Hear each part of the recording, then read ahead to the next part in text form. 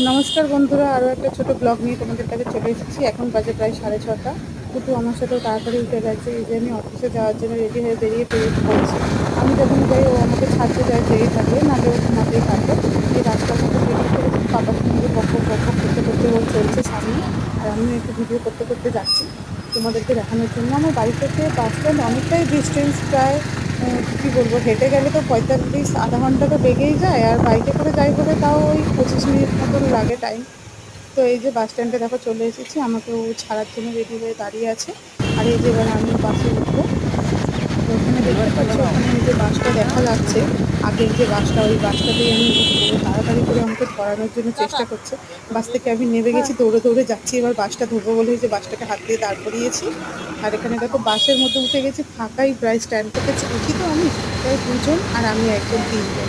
আর এই যে বন্ধুরা, টাটা, আজকে ব্লগটা এখানেই শেষ করি।